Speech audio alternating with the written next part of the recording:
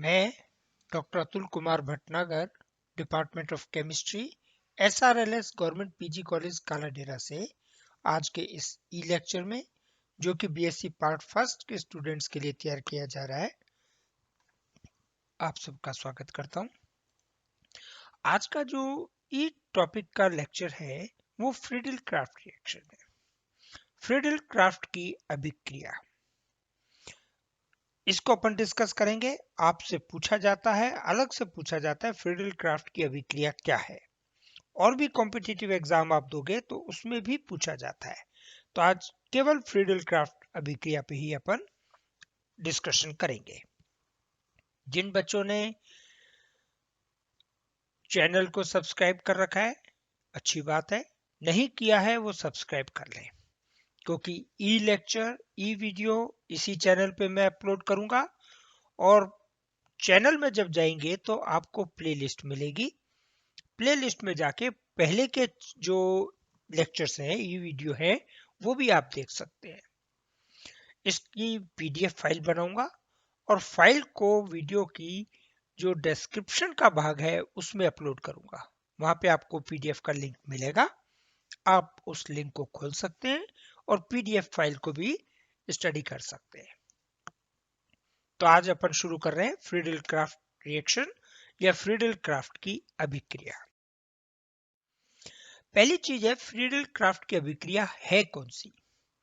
जब भी कभी एरोमेटिक यौगिकों की अभिक्रिया किसी भी एल्काइल या एराइल समूह से करवाएं और उत्प्रेरक के रूप में कोई लुईस अम्ल उपस्थित हो, तो उस अभिक्रिया को अपन क्या कहते हैं, फ्रीडल क्राफ्ट की अभिक्रिया। रिएक्शन क्या है, लुईस अम्ल की उपस्थिति में एरोमेटिक या एराइल या एल्किल समूह के साथ अभिक्रिया करे, वो उसके साथ जुड़ जाए और उत्पाद बनाए।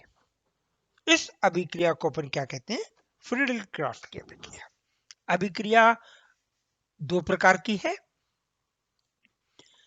एक भाग में अपन स्टडी करेंगे फ्रीडल क्राफ्ट की एल्कलीकरण की अभिक्रिया, एल्काइलेशन ऑफ एरोमेटिक कंपाउंड, और दूसरे में करेंगे एसिलीकरण की अभिक्रिया, एसाइलेशन। एक में एल्काइल समूह जुड़ रहा है और एक में एसाइल ग्रुप जुड़ रहा है। दो भागों में इसकी रिएक्शन है। तो पहला भाग अपन स्टार्ट करते हैं, फ्रीडल क्राफ्ट की एल्कलीकरण की अभिक्रिया। एल्कलीकरण की अभिक्रिया क्या है कि ये एरोमेटिक कंपाउंड है। एरोमेटिक कंपाउंड C6H6, उसको अपन C6H5H भी लिख सकते हैं। तो C6H5 को अपन ने कैसे लिख दिया, AR, एरोमेटिक, और इसकी रिएक्शन कराई किसी एल्काइल हैलाइड से। लुईस अम्ल क्या है, AlCl3 या FeCl3, दोनों लुईस अम्ल है। इनमें से कोई भी एक, यहां पे लिख लें OR, इनमें से कोई भी एक समूह अपन, एक उत्प्रेरक अपन काम में ले रहे हैं। हाइड्रोजन ये रिएक्शन करता है X से और HX बाहर निकल जाता है। एल्काइल समूह ये जाकर के इस एरोमेटिक वल्ले के साथ, रिंग के साथ जुड़ जाता है। कंपाउंड क्या बनेगा, AR। अब हाइड्रोजन हट गया और HX इसमें से बाहर निकल गया, हाइड्रोजन की जगह R समूह जुड़ गया। ये जो अभिक्रिया है ये फ्रीडल क्राफ्ट की अभिक्रिया है। फ्रीडल क्राफ्ट की अभिक्रिया इलेक्ट्रॉन स्नेही प्रतिस्थापनीय अभिक्रिया विधि के द्वारा पूर्ण होती है।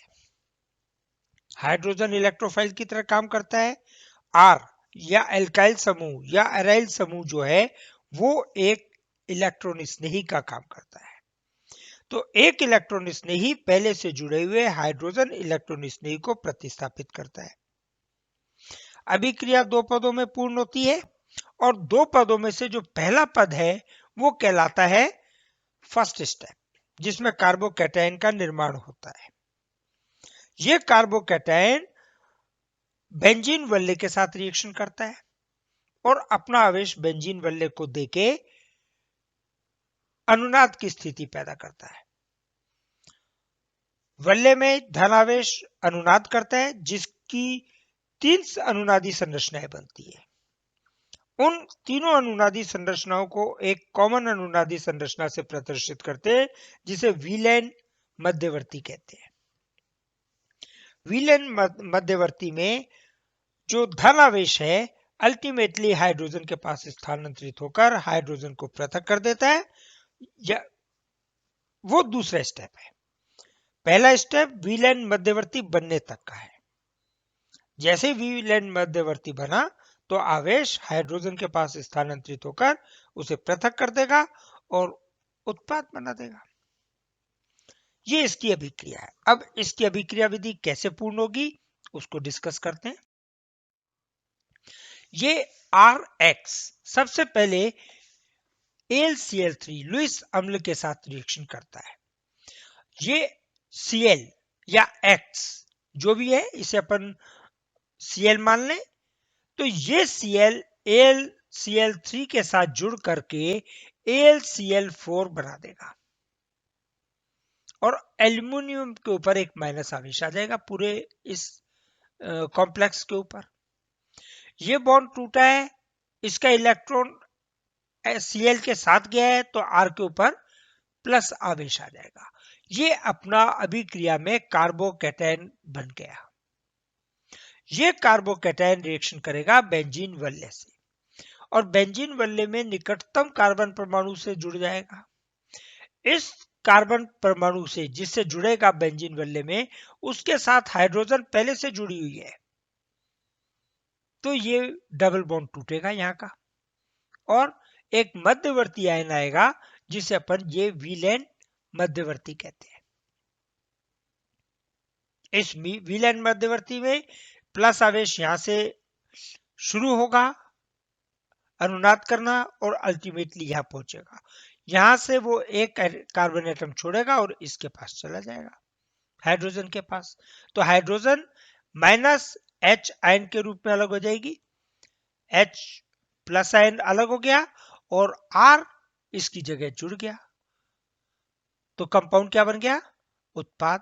ये H प्लस AlCl4 माइनस से रिएक्शन करेगा और HCl बाहर निकाल देगा। ये इसका मैकेनिज्म है। उदाहरण लें तो उदाहरण में अपन CH3Cl जैसे अल्काइल समूह लिया तो माइनस HCl तो इसमें से बाहर निकल गया और अपने पास कंपाउंड क्या बना? टॉलिन। CH3 समूह अल्काइल समूह इसमें जुड़ गया। ये तो अभिक्रिया हुई फ्रीडल-क्राफ्ट की अभिक्रिया। अब जब अल्काइल समूह बन गया, अल्काइल समूह एक अल्काइल समूह बेंजीन वल्ले के साथ जुड़ गया, उस परिस्थिति में इसकी कमियां सामने आती हैं। कमी क्या है? कमी में जो यौगिक बना है ये टॉलिन, मतलब कि बेंजीन वल्ले के साथ एक CH3 समूह जुड़ा हुआ है। ये CH3 समूह इलेक्ट्रॉन रिपेलिंग ग्रुप है जिसके कारण ये बेंजीन वल्ले एक्टिवेट हो जाएगी। चूंकि क्रियाकारी मिश्रण में AlCl3 और CH3Cl मौजूद है, तो ये जो टॉलिन बनी है वो टॉलिन यहीं अभिक्रिया नहीं रोकेगी, ये दोबारा AlCl3 की प्रेजेंस में CH3Cl के साथ रिएक्शन कर देगी।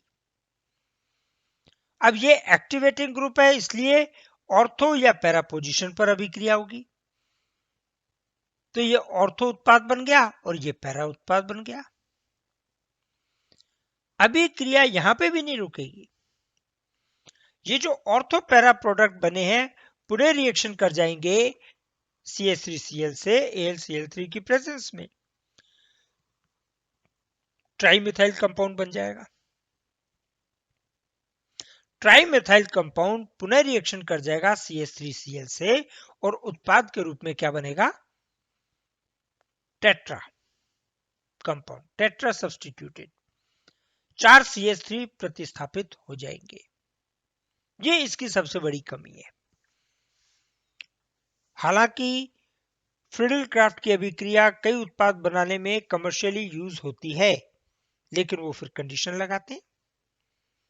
ये इसकी कमी है जो आपसे कभी कभी पूछ ली जाती है। नहीं पूछी जाए तब भी यदि आपसे फ्रीडल क्राफ्ट की अभिक्रिया पूछी जाती है तो इसके बाद आप ये भी एक्सप्लेन करेंगे और एक चीज और एक्सप्लेन करेंगे जो अपन इसी वीडियो में डिस्कस करने जा रहे हैं कि ये तो अपन ने जो समूह लिया वो एक CH3Cl वाला लिया है, एक मिथाइल ग्रुप है, एक कार्बन है, एल्काइल समूह ऐसा एक कार्बन है।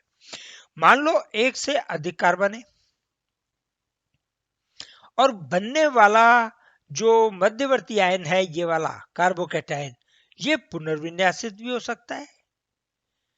तो उस अवस्था में अपने को उत्पाद वो प्राप्त होगा जो पुनर्विन्यास के उपरांत कार्बोकैटायन बनेगा, जो स्थायी कार्बोकैटायन बनेगा। उदाहरण के लिए यदि एल्काइल हैलाइड से क्रिया कराई जाए, ऐसे एल्काइल हैलाइड से क्रिया कराई जाए जिसमें कार्बोकैटायन पुनर्विन्यास करता है, जैसे नियो पेंटाइल 5 कार्बन एटम है, नियो कंपाउंड है जिसमें एक CH3 में हाइड्रोजन क्लोरीन से प्रतिस्थापित है। ये जब AlCl3 से रिएक्शन करेगी तो ये Cl इस AlCl3 के साथ जाएगा, ये बॉन्ड टूटेगा, AlCl4 माइनस निकल जाएगा, इसके ऊपर ऋण आवेश आ जाएगा, इस कार्बन पे धन आवेश आ जाएगा, आयन क्या बनेगा, ये वाला कार्बन। अब ये जो कार्बोकैटायन बना है ये प्राइमरी है।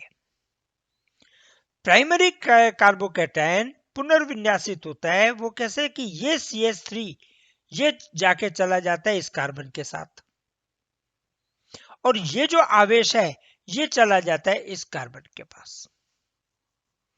आयन कौन सा बनेगा, कार्बोकैटायन किस में परिवर्तित हो जाएगा, नए कार्बोकैटायन में। और ये है सेकेंडरी, ये प्राइमरी, ये 1 डिग्री का है और ये 2 डिग्री का है, प्राइमरी सेकेंडरी। और यदि कार्बोकैटायन का स्थायित्व देखें तो सेकेंडरी ये ज्यादा स्थायी है प्राइमरी की तुलना में। तो कार्बोकैटायन कौन सा बनेगा, ये सेकेंडरी वाला पुनर्विन्यास हो गया है। अब ये जो कार्बोकैटायन है ये रिएक्शन करेगा बेंजीन वल्ले के साथ और ये कार्बन ये रिएक्शन करेगा निकटतम कार्बन परमाणु के साथ।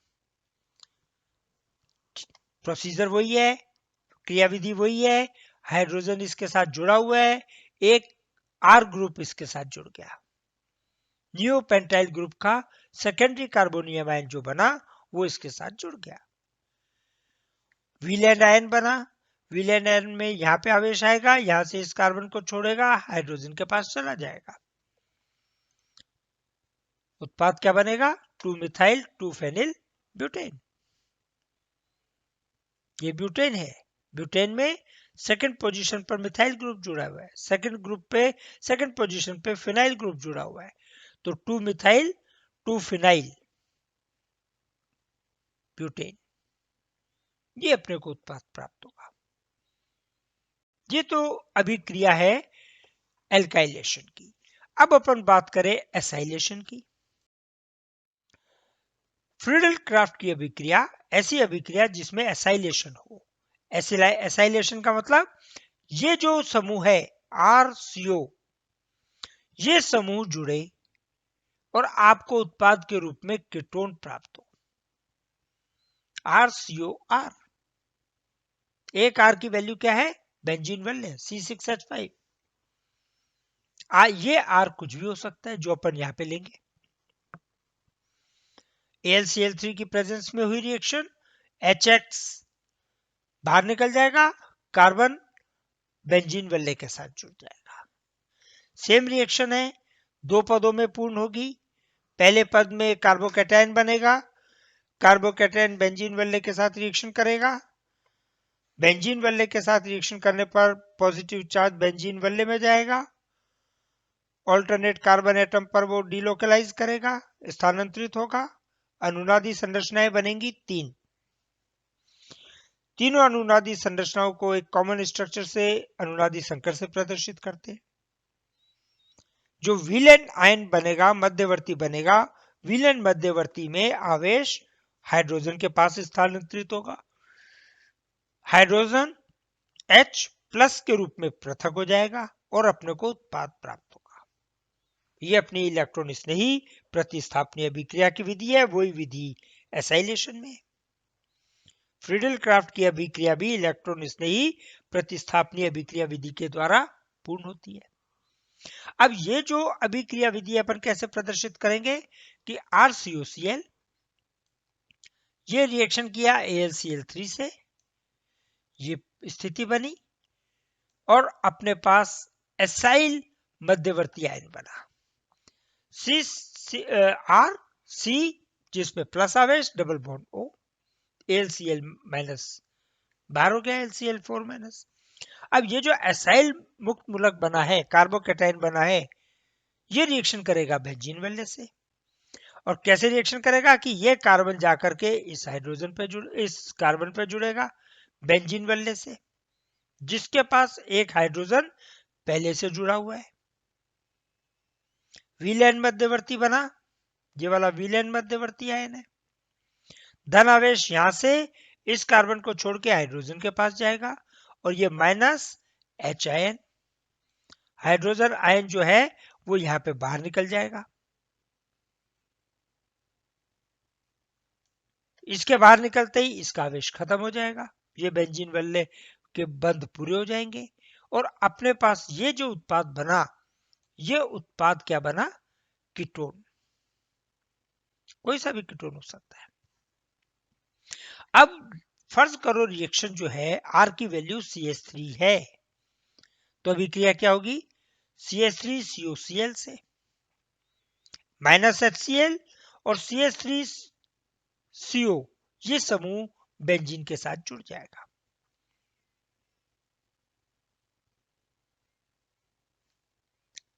यही अभिक्रिया, यही उत्पाद CH3COCl की जगह यदि एसिटिक एनहाइड्राइड ले ले, CH3CO होल ट्वाइस O, ये वाला, तो हाइड्रोजन जो है यहां से वो इस के साथ रिएक्शन करके एक एसिटिक एसिड का अणु बाहर करेगा, CH3COO AlCl3 माइनस, ये बनेगा इसमें ये वाला है, जहां Cl जुड़ा हुआ है उसकी जगह CH3COO जुड़ेगा, वो रिएक्शन करेगा इसके विलेन मध्यवर्ती से जो हाइड्रोजन हटेगा उसके साथ वो रिएक्शन करेगा और एसिटिक एसिड का अणु बनाएगा, AlCl3 वापस प्राप्त हो जाएगा।